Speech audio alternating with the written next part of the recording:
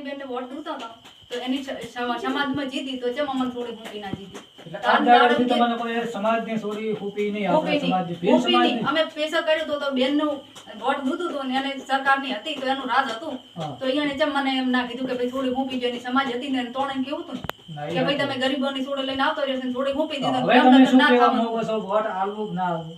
Vote અમારે જ્ઞાની બેનને ગતું દેવું નથી અમારી છોડી પાસે જોઈએ. હું પાછી દઉં હા, તમે આટલા 10 થી 20 દાડા દોડ્યા. 20 દાડા દોડ્યા અમે પાવર જો પોપી છે તો કે અમે તમને થાપ થોડી દેશારી તો ખબર પડે થોડી બધે આવી તો જ્ઞાની બેને મને થોડી મૂકી નહીં હમ. જ્ઞાની બેન નું રાજ હતું તો જ્ઞાની બેને મને થોડી ચમ ના મૂકી એમ આપણે તો હવે ધારો કે તમે જ્ઞાનીબેન નું રાજ છે, હા આખા બનાસકાંઠામાં જ્ઞાનીબેન નું રાજ આવશે તો રાજ આવશે તો શું નહીં નોની કરે? મોટી બધે જ ઉપાડશે આખા બનાસકાંઠાની અંદર જ્ઞાનીબેન નું રાજ આવશે તો ઈ ઘરે ઘર છોડી ઉપાડવાના છે. ઉપાડવાના છે બરોબર હા હા, બરોબર કેમ કે અત્યારે હવે બીજેપી ના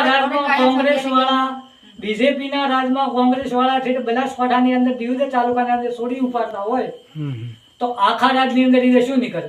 બરોબર હું તો 18 વર્ષને કહું છું કે કોંગ્રેસ જુએ ની નહીં.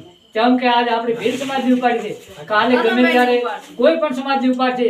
કેમ કે આરે છે એવા બરોબર અહીંયાને કોઈ સાથ સહકાર નથી. આમ તો કહે છે કે અમે ક્ષત્રિય સમાજ છે નહીં, અમે કે બેન દીકરીઓની રક્ષા કરો. બેન દીકરીઓની રક્ષા નથી કરતા, બેન દીકરીઓને ભગાડે છે.